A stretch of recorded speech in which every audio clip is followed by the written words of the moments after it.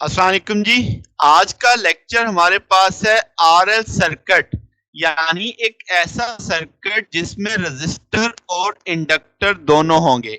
तो जनाब, इसमें हम देखेंगे ग्रोथ ऑफ करंट क्या होगी, कैसे होगी, उसका फार्मूला क्या होगा, उसमें रजिस्टर के गिर्द पोटेंशियल ड्रॉप और इंडक्टर के गिर्द पोटेंशियल ड्रॉप भी देखेंगे। फिर इसी तरीके से डिके ऑफ करंट देखेंगे कि आरएल सर्किट में जो कब करंट डिके होता है तब फार्मूला क्या बनेगा आपके पास, उसमें भी उसी पैटर्न पे रजिस्टर और इंडक्टर के गिर्द हम देखेंगे करंट का पोटेंशियल डिफरेंस को। तो जनाब, अब आप एक सर्किट देख रहे हैं यहाँ पे, तो हमारे पास अब क्या है, मेन हेडिंग है आरएल सर्किट। तो अब आप आरएल सर्किट क्या कहोगे कि एक ऐसा सर्किट जिसमें एक लूप में रजिस्टर हो और क्या हो, इंडक्टर हो। तो आपके पास अब यहाँ पे हमने एक सिंगल लूप वाला केस देखा है जिसमें एक आर रजिस्टर नजर आ रहा है, एल इंडक्टर नजर आ रहा है जिसकी इंडक्टेंस एल है। ठीक है जनाब, और एक बैटरी सोर्स लगा हुआ है, हमने टू वे स्विच लगाया है। अगर मैं स्विच को ए टर्मिनल से कनेक्ट करूंगा तो ये आपके पास बैटरी कनेक्ट हो जाएगी, अगर मैं सर्किट को स्विच को बी से कनेक्ट करूंगा तो बैटरी डिस्कनेक्ट रहेगी। ठीक हो गया जनाब। तो अब आपके पास बैटरी के कनेक्ट करने से जो करंट में राइज आएगा और बैटरी के डिस्कनेक्ट करने से जो फॉल आएगा वो हमारा बेसिक टास्क है जो हमने स्टडी करना है। तो जनाब, अब अगर हम इसको देखें कि जब मैं स्विच को क्लोज करूंगा तो करंट बढ़ना शुरू हो जाएगा। करंट जल्दी बढ़ते बढ़ते एक स्टेडी वैल्यू आज ले लेगा, जो सिंपल एक ओहम लॉ के कंसेप्ट से हम देख सकते हैं, I is equal to E divided by R, EMF divided by R. तो अब जब करंट राइज कर रहा होगा तो क्या इंडक्टर में से करंट की वैल्यू चेंज हो रही होगी, क्या वहां पे एक फ्लक्स चेंज आएगी, क्योंकि करंट की वजह से मैग्नेटिक फील्ड बढ़ती है। जब करंट बढ़ रहा होगा तो मैग्नेटिक फील्ड बढ़ रही होगी, फ्लक्स बढ़ रहा होगा तो ईएमएफ इंड्यूस्ड होगी। तो वो जो सेल्फ इंड्यूस्ड ईएमएफ है अब वो सर्किट में मौजूद है, और हम जानते हैं लेंजिस लॉ कि उसने अपनी काज को अपोज करना है। काज क्या है कि बैटरी करंट चला रही है। तो इसका मतलब क्या हुआ कि अब हमारे पास जो रजिस्टर जो सर्किट है इसमें रजिस्टर्स तक पहुंचने के लिए दो ईएमएफ आ गई। एक ईएमएफ जो इंडक्टर में इंड्यूस्ड होगी, दूसरी जो बैटरी की थी। तो बैटरी की वजह से तो अब आपके पास जो करंट है वो कांस्टेंट है, क्योंकि बैटरी तो एक कांस्टेंट पोटेंशियल डिफरेंस वाला सोर्स होता है। मगर जो इंड्यूस्ड ईएमएफ में आपके पास ईएमएफ आएगी वो सिर्फ उस लम्हे तक होगी जब करंट में क्या आ रही थी, चेंज आ रही थी। तो अच्छा, नेट करंट कैसे निकालोगे? तो नेट करंट अब आपके पास निकलेगा E minus E L divided by R. Minus E L क्यों किया? क्योंकि लेंजिस लॉ के अकॉर्डिंग इंडक्टर में सेल्फ इंड्यूस्ड ईएमएफ ने काज को अपोज करना है, यानी बैटरी वाली ईएमएफ को अपोज करना है। तो नेट ईएमएफ कैसे निकलेगी? E minus E L divided by R. तो अब आपको समझ आ रही है कि करंट चला, जब करंट में ये सारी कहानी उस वक्त तक की है जब करंट बढ़ रहा है, यानी अभी उसने स्टेडी वैल्यू हासिल नहीं की, उससे पहले पहले। तो जनाब, उससे पहले पहले तक ये अब आपके पास करंट आई प्राइम हो जाएगा E minus E L over R. तो जब तक आपके पास ई एल प्रेजेंट है, करंट की वैल्यू अल्टीमेटली इस वाली इनिशियल वैल्यू जो आपके पास है I is equal to E over R से कम होगी। फिर क्या जनाब, अब इस वक्त जो इंडक्टर है वो करंट को अपोज कर रहा है, ठीक है। और जैसे ही करंट आपके स्टेडी वैल्यू पे पहुंचेगा तो ये नॉर्मल एक वायर के तौर पे बिहेव करना शुरू कर देगा।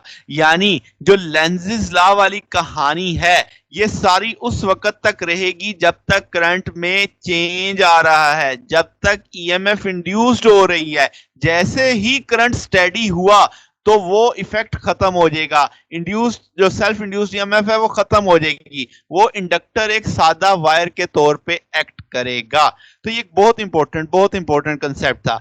तो जनाब, अब आपके पास जैसे जैसे करंट राइज कर रहा होगा, क्या मतलब, अब आपके पास वैसे वैसे ईएमएफ का मैग्नीट्यूड क्या हो रहा होगा, कम, क्योंकि उसमें साइनोसाइडल अगर आप लेते हैं लेट से या डीसी सोर्स भी लेते हैं तो आपके पास जैसे ही वो एक कांस्टेंट वैल्यू अचीव करेगा तो आपके पास फ्लक्स की कांस्टेंट वैल्यू अचीव करने के करीब करीब पहुंचता जाएगा, तो इसका मतलब करंट में चेंज कम होती जाएगी। तो इसका मतलब आपके पास अब वो अपनी नेचुरल जो इनिशियल वैल्यू है I is equal to E over R तक अप्रोच कर जाएगा, क्योंकि इंड्यूस्ड ईएमएफ कम होते होते होते बिल आखिर क्या हो जाएगी, जीरो हो जाएगी। तो जनाब ये बात आपको समझ आ गई कि जैसे जैसे करंट बढ़े, आपके पास वक्त गुजर रहा है, करंट जैसे जैसे अपनी पीक वैल्यू के करीब पहुंच रहा होगा तो करंट में चेंज कम आ रही होगी, क्योंकि मैक्सिमम वैल्यू तक वो पहुंचने के बाद तो चेंज नहीं ना आएगी। तो अब आपके पास जो ईएमएफ इंड्यूस्ड हो रही थी वो कम होते होते होते होते होते जीरो हो जाएगी। तो अब आपके पास सिर्फ I is equal to E over R current बाकी होगा सर्किट में। तो जनाब अब हम इस सेटिंग को देखते हैं, growth of current in RL circuit. आप देखो मैंने इसमें बैटरी को कनेक्ट कर दिया, क्लोज लूप में रेजिस्टर है, इंडक्टर है, पॉजिटिव से नेगेटिव करंट चल रहा है। आप इसमें टर्मिनल देख रहे हो, एक्स वाई और जी दिखाया हुआ है। एक्स और वाई के दरमियान में रेजिस्टर है और वाई और जी के दरमियान में इंडक्टर है जिसकी इंडक्टेंस एल है। तो जनाब अब आप जैसे ही लूप रूल अप्लाई करोगे, एक्स से हम चलना शुरू करेंगे। तो पहला केस हम देखते हैं रेजिस्टर के, रेजिस्टर में क्या होता है। तो जनाब अब आप देखो हम करंट के साथ साथ जा रहे हैं, रेजिस्टर में से गुजरेंगे तो पोटेंशियल ड्रॉप होगा। हम जानते हैं रेजिस्टेंस पोटेंशियल ड्रॉप करती है। तो जनाब अब आपने उसे डिक्रीज लिख दिया, कितना डिक्रीज आएगा पोटेंशियल में, आई आर। ठीक होगी बात। ये हम कब बात है, जब हम एक्स से जा रहे हैं वाई की जानिब, ठीक है। तो पोटेंशियल ड्रॉप को जो आप पोटेंशियल चेंज है उसे मैं वी आर से मेंशन कर देता हूं, माइनस आई इंटू आर लिख देता हूं अकॉर्डिंग टू दिस सिचुएशन।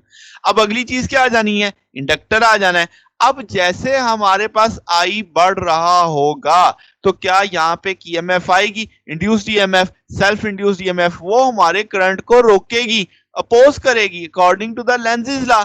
तो आपके पास वो ईएमएफ इस वाली बैटरी की ईएमएफ के मुखालिफ होनी चाहिए, क्योंकि इंड्यूस्ड ईएमएफ ने बैटरी में अप्लाई जो काज है उसको अपोज करना है, तो वो मुखालिफ सिमत में आ जाएगी इंड्यूस्ड ईएमएफ। तो इसका मतलब जब तक इंड्यूस्ड ईएमएफ होगी तो करंट आपके पास क्या होगा जनाब, आना आई तो आपका पॉजिटिव से नेगेटिव की तरफ ही चलेगा।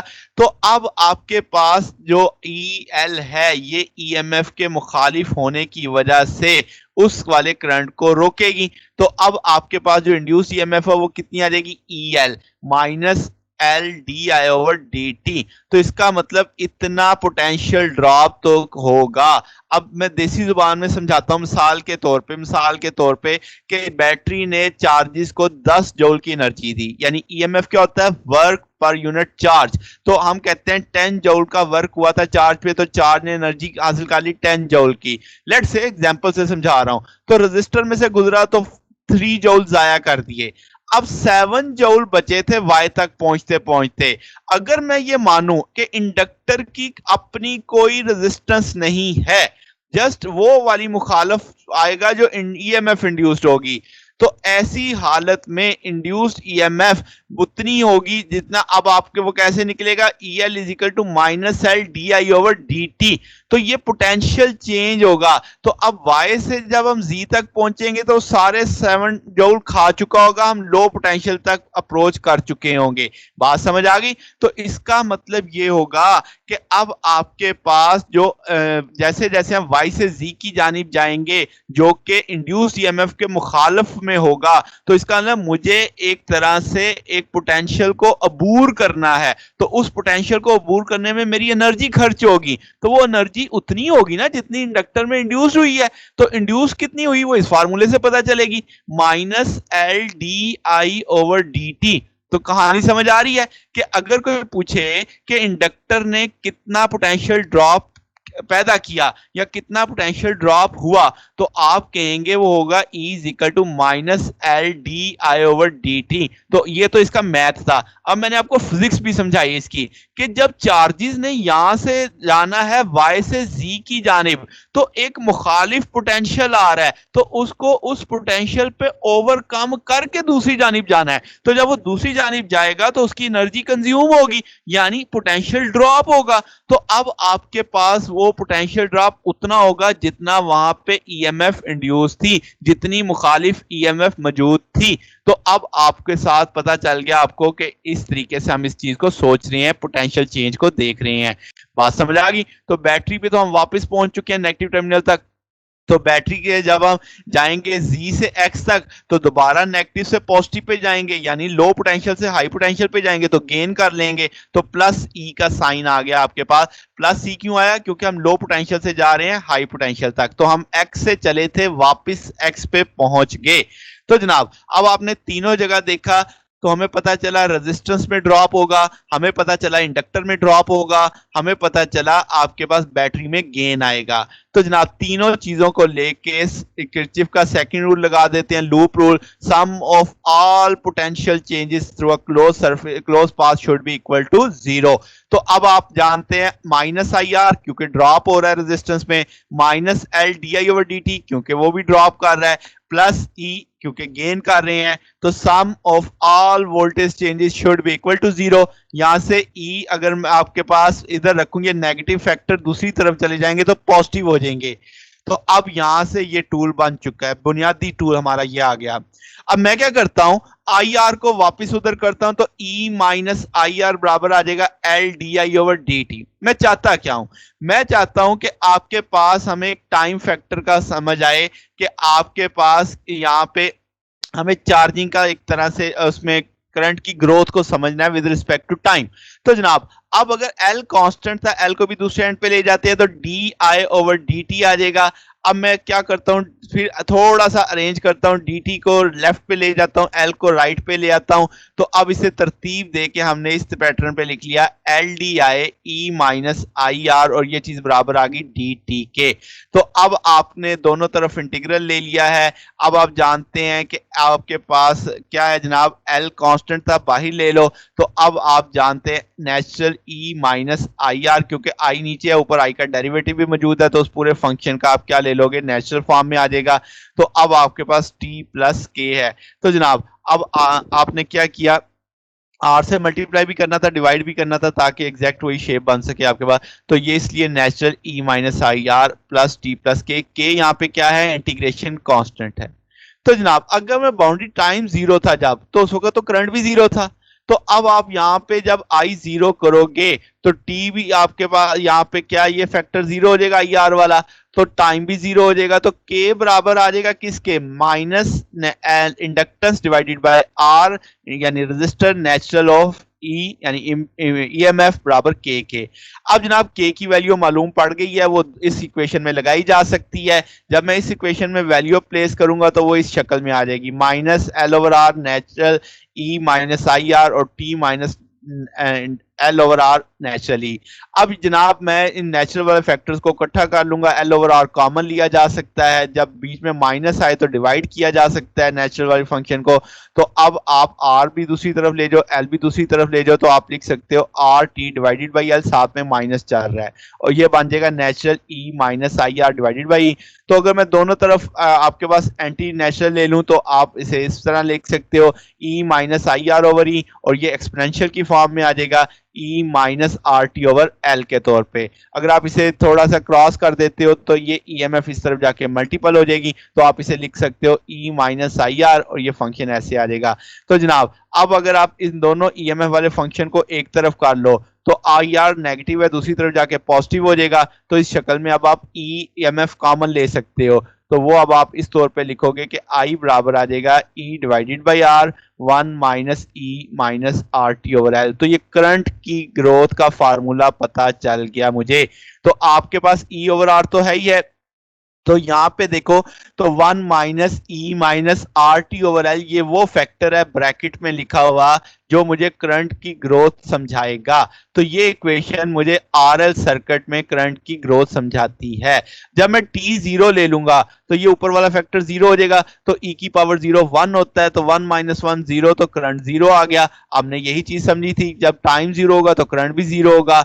जब टाइम इनफाइनाइट ले लोगे तो ई की पावर इनफाइनाइट तो जीरो आता है, तो आपके पास ई ओवर आर आएगा मैक्सिमम करंट, जो बिल्कुल शुरू में हमने पढ़ा था। तो इसका मतलब अब आपके पास I is equal to I naught लिखा जा सकता है E ओवर आर को। तो ये इक्वेशन जो मैंने ग्रोथ ऑफ करंट की बनाई थी E ओवर आर से रिप्लेस हो गया कौन, आई नॉट। तो I बराबर आ गया किसके, I not 1 minus E minus R T over L के। अब जनाब इसमें एक टाइम कांस्टेंट आता है, इंडक्टिव टाइम कांस्टेंट। ये क्या, यानी करंट, हम वो टाइम देखेंगे कि करंट बढ़ते बढ़ते बढ़ते 63% हो जाए मैक्सिमम वैल्यू का, यानी टोटल मैक्सिमम करंट कितना, आई नॉट। तो अब जब करंट जीरो से चलते चलते चलते 63% ऑफ आई नॉट होगा, वो टाइम जो लगेगा उस टाइम को हम बोलेंगे इंडक्टिव टाइम कांस्टेंट। तो जनाब अब आप टीएल जानते हैं किसके बराबर है, एल ओवर आर के बराबर हम ले सकते हैं, यहां से यहां ये देख सकते हैं इस टूल से। तो अब इंडक्टेंस के यूनिट क्या है जनाब, आपके हेनरी है, आर रेजिस्टर ओहम होगा, हेनरी बराबर होता है वोल्ट सेकंड पर एम्पेयर, और रेजिस्टर आप जानते हैं आप वोल्ट पर एम्पेयर लिख सकते हो, ये सिंपल सेकंड के आपके पास यूनिट आ जाएंगे इसके। तो अब ये चीज जो टी एल है, एल ओवर आर जिसे आपने बोला, ये क्या कहला रहा है, इंडक्टिव टाइम कांस्टेंट। तो अब आपके पास ये जो क्वांटिटी एल ओवर आर है इसकी डायमेंशन टाइम की है। तो अगर मैं कहूं टी एल बराबर है टी के, तो इसका मतलब ये जो इक्वेशन है इसमें अब आप आर एल ओवर आर है ना, तो इसका ना टी एल नीचे डिनोमिनेटर में आना था, तो टी एल बटा टी है, टी टी से कट जाएगा, तो ये आ जाएगा आपके पास 1 माइनस ई की पावर माइनस 1, तो ये 0.63 ऑफ आई नॉट है। तो आपने देखा जब टी एल टी के बराबर होगा तो 0.63 आएगा, जिसे हमने नाम दिया इंडक्टिव टाइम कांस्टेंट। तो जनाब अब पोटेंशियल डिफरेंस देखना है हमने किसके क्रॉस, रजिस्टर के क्रॉस। तो हम जानते हैं V R is equal to R I होता है, आई का टूल मैंने बना लिया हुआ है, वो वैल्यू प्लेस करूंगा, आर आर से कट जाएगा, तो वी आर का पोटेंशियल डिफरेंस का फार्मूला आ जाएगा कि वी आर बराबर है किसके, E one minus E minus R T over L के। जब आप टाइम जीरो करोगे तो अब आपके पास इस टूल में टाइम जीरो ई की पावर जीरो होगी, वन होगी, तो आपके पास जीरो आ गया। यानी जब टाइम जीरो होता है तो रजिस्टर में कोई पोटेंशियल ड्रॉप नहीं होता, क्योंकि करंट ही नहीं होता उस वक्त। और जब टाइम इनफाइनाइट होता है तो अब आप जब इनफाइनाइट प्लेस करोगे टी की जगह, तो आपके पास 1 माइनस इनफाइनाइट आ जाएगा, तो 1 माइनस जीरो हो जाएगा। तो मैक्सिमम पोटेंशियल डिफरेंस जो होता है जो रजिस्टर बनाएगी वो बैटरी के ईएमएफ जितना बना देगी। ठीक हो गया बात। अब अगर हम इंडक्टर की बात करें कि इंडक्टर में पोटेंशियल डिफरेंस कैसे देखेंगे, तो हम जानते हैं वी एल बराबर है किसके, L D I over D T है। तो आई की वैल्यू तो मैंने निकाली है, तो इसमें आई में आप जानते हैं ई ओवर आर था, कांस्टेंट के तौर पे बाहर आ गया। अब आपने जो डेरिवेटिव लेना है वो किसका लेना है, 1 minus E minus R T over L का। तो जनाब अब आपके पास वन भी कांस्टेंट, वो भी आपका खत्म हो जाएगा क्योंकि वन तो डेरिवेटिव नहीं होगा। तो minus R T over L में से जब आप डिफरेंशिएट करोगे तो आर बाई एल बाहर आएगा माइनस के साथ, तो एक नेगेटिव पहले से एग्जिस्ट कर रहा था, नेगेटिव नेगेटिव पॉजिटिव हो जाएंगे और बाकी ये फैक्टर आ जाएगा आपके पास। अब आप देखो तो आर आर से कट सकता है, बाकी चीज क्या बच गई आपके पास, एल एल से कट जाएगा तो ईएमएफ ही बचेगी। तो ई बराबर आ जाएगा वी पोटेंशियल डिफरेंस जो इंडक्टर के क्रॉस है वो बराबर आ जाएगा ईएमएफ ई की raise power minus R T over L आ जाएगा। अब अगेन उसी तरह दो कंडीशन है मेरे पास, टाइम जीरो करके देखेंगे तो आपके पास ईएमएफ आपके इंड्यूस्ड या मैक्सिमम होगी, और अगर टाइम इनफाइनाइट करेंगे तो जीरो होगी। अगर मैं इसकी फिजिक्स समझाऊं आपको तो क्या था, जब टाइम जीरो था करंट जीरो से बढ़ना शुरू हुआ था, उस वक्त करंट बड़ी तेजी से चलेगा, जितनी तेजी से चलेगा इसका मतलब उतनी ज्यादा फ्लक्स में चेंज आएगी, इसका उतना ज्यादा ईएमएफ इंड्यूस होगा इंडक्टर में। तो आपने देखा कि एट द बिगिनिंग आपके पास मैक्सिमम पोटेंशियल डिफरेंस बना रहा है इंडक्टर, क्योंकि उस वक्त मैक्सिमम फ्लक्स चेंज होगा, उस वक्त मैक्सिमम ईएमएफ उसके अंदर आएगी। इसी तरीके से जब टाइम इनफाइनाइट हो जाएगा, अब करंट अपनी पीक तक पहुंच चुका है, अब उसमें चेंज कम आ रहा है, जब चेंज कम आ रहा है तो ईएमएफ भी नहीं आएगी। तो आपने देखा कि वो उस वक्त कोई पोटेंशियल डिफरेंस नहीं बना रहा, वो जस्ट एक वायर के तौर पे एक्ट कर रहा है। ये बहुत अहम कंसेप्ट है जो आपने समझना था यहां से। अब रिजल्ट हम नतीजा अखज कर लेते हैं। जब टाइम जीरो था तो ओवरऑल मैंने डिस्कस किया उस वक्त रजिस्टर में कोई पोटेंशियल ड्रॉप नहीं था, मगर इंडक्टर में उस वक्त पोटेंशियल ड्रॉप क्या था, मैक्सिमम। अब जब टाइम इनफिनिट था तो रजिस्टर में उस वक्त पोटेंशियल ड्रॉप मैक्सिमम था क्योंकि करंट मैक्सिमम हो चुका था, और आपके पास इंडक्टर में पोटेंशियल ड्रॉप जीरो था, क्योंकि अब करंट में चेंज ही कोई नहीं आ रही, कोई ईएमएफ इंड्यूस ही नहीं हो रही, तो इसलिए कोई पोटेंशियल डिफरेंस नहीं होगा। तो अब दोनों वक्तों में अगर ऑल द टाइम देखो तो वी आर और वी एल मिलके वो आपके पास अप्लाइड ईएमएफ के बराबर आ जाएगा। यानी किसी भी लम्हे अगर आप देखो तो रजिस्टर में जो पोटेंशियल ड्रॉप आ रहा है और इंडक्टर में जो पोटेंशियल ड्रॉप आ रहा है वो मिलके उतना ही होगा जितना बैटरी ईएमएफ क्या प्रोवाइड कर रही है, जितना पोटेंशियल डिफरेंस बैटरी की वजह से क्रिएट हो रहा है। तो जनाब ये हमने देखा growth of current in RL circuit. अब हम जो देखने वाले हैं वो है decay of current in RL circuit. अब जब मैंने डिके पढ़ना है तो उससे पहले क्या है, इसका ना बैटरी नहीं आएगी बीच में, अब बैटरी का रोल नहीं होगा। तो जनाबे वाला आपने उसी तरीके से क्या किया कि जो फिगर मैंने ली थी उसमें sum of potential drop equal to zero था, ये इक्वेशन मेरी बनी थी। तो इस इक्वेशन में से अब आपके पास जब करंट स्टेडी हो चुका है, करंट मैक्सिमम वैल्यू को अचीव कर चुका है, तब मैं स्विच को बदल देता हूं, तब मैं स्विच को ए से हटा के बी पे कर देता हूं। अब इस वक्त सर्किट में करंट मैक्सिमम पे था जब मैंने स्विच को ए से बी पे टॉगल किया, तो अब जैसे ही बैटरी कट होगी तो अब आपका करंट कम होना शुरू हो जाएगा, क्योंकि रजिस्टर है अब आपके पास। तो जनाबे वाला ईएमएफ तो रही नहीं, अब तो ई की जगह जीरो आ जाएगा। अब सर्किट में बाकी क्या बच गया, minus I are minus L D I over D t. तो जनाबे वाला क्या यहां से ये negative factor L D I over D T दूसरी तरफ ले जाएंगे, तो यहां से हम अगर अरेंज करें तो डी आई ओवर आई बराबर आ जाएगा माइनस आर एल बटा डी टी के। तो क्या है, दोनों तरफ इंटीग्रेशन लेंगे, नेचुरल आई आ जाएगा, यहां से आर ओवर एल कांस्टेंट होने के नाते बाहर आएगा, टी प्लस के आ जाएगा। यहाँ पे के क्या है, इंटीग्रेशन का कांस्टेंट है। जब मैं बाउंड्री कंडीशन का सोचता हूं तो टाइम जीरो पे करंट मैक्सिमम था, क्यों, जब मैंने कट किया, जब मैंने बैटरी कट की तो स्टेडी करंट चल रहा था, मैक्सिमम करंट चल रहा था मेरा।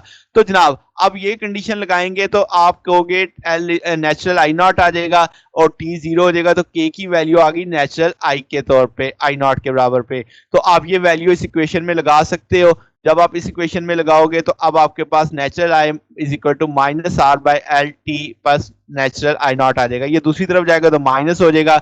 जब दो नेचुरल वाले फैक्टर नेगेटिव में होते हैं तो उसे हम डिवाइड करके लिख सकते हैं। तो natural I over I not is equal to minus R L by T आ जाएगा। दोनों तरफ के एंटी नेचुरल लेंगे तो आपके पास आई ओवर आई नॉट ई की power minus R L by T आएगा। यहाँ पे माइनस आपको शो नहीं हो रहा होगा, वो छोटा सा माइनस साथ में इंडिकेटेड है। तो अब आप इस जगह पे आई नॉट को दूसरी तरफ एंड ले जाएंगे तो वो आपके पास लिखा जाएगा I is equal to I not E की power minus R L by T. तो यहां से आई नॉट तो हम सब जानते हैं ई ओवर आर होता है, तो इस तरीके से भी इस टूल को लिखा जा सकता है। तो अब आप देख सकते हैं मैंने स्टेडी करंट आई नॉट से शुरू किया था, वक्त गुजरने के साथ साथ वो उसमें क्या आती जा रही, कमी आ रही है, क्योंकि मेरा जो फंक्शन आया है वो नेगेटिव में है, डिके को शो कर रहा है कि इसकी वैल्यू ग्रेजुअली कम होती चली जाएगी। तो ये जो इक्वेशन आपके सामने इस वक्त आई है, ये अब आपके पास क्या है जनाब, ये आपके पास डिके है आरएल सर्किट में, जो डिके की इक्वेशन है उसको रिप्रेजेंट कर रही है। तो जब टाइम जीरो था तो आप टी जीरो करो इस टूल में तो आपके पास ई की पावर जीरो आ जाएगा, जो वन आएगा। तो इसका ना मैक्सिमम करंट उस वक्त एग्जिस्ट कर रहा था जैसे आप इस ग्राफ में देख रहे हो। और जब टाइम इनफाइनाइट हो जाएगा, ई की पावर जीरो, ई की पावर इनफाइनाइट जीरो आ जाएगा तो करंट जीरो हो जाएगा, यानी इनफाइनाइट टाइम तक जाते जाते सर्किट में से करंट खत्म हो चुका होगा। अब यहां पे इंडक्टिव टाइम कांस्टेंट हम कैसे डिफाइन करते हैं, ये वो टाइम होगा जिसमें डिके करेगा करंट। ठीक है, कितना डिके करेगा, तो हम कहेंगे 37% ऑफ द मैक्सिमम, यानी आपके पास इतना बच जाएगा, आपके पास इंडक्टिव टाइम कांस्टेंट कहलाएगी वो चीज। क्या मतलब कि करंट कम होते होते होते होते कितना बाकी रह गया, 37% ऑफ द मैक्सिमम वैल्यू। अगर आप उल्टा करके सोचो तो 63% डिके हुआ है। ये मैं वो कह रहा हूं कि जो आपके पास डिके करंट इस वक्त मौजूद है वो 37% ऑफ द मैक्सिमम वैल्यू है। तो याद रखिएगा 37% इस वक्त मौजूद है, तो जाया कितना हुआ है ये समझो, 63% जाया हुआ है। तो याद रखो जब वो आपके पास ग्रोथ कर रहा था तो इंडक्टिव टाइम कांस्टेंट में 63% आपका बड़ा था, और जब डिके कर रहा है तो 63% ही डिके हुआ है। ये 37% तो इस वक्त मौजूद होगा सर्किट के अंदर। बात समझनी है आपने ये चीज। और हम जानते हैं इंडक्टिव टाइम कांस्टेंट का टूल जो मैंने एल ओवर आर बनाया था यूनिट, आप देखते हैं इसके भी एस आएंगे, इसकी डायमेंशन भी वो टाइम वाली है।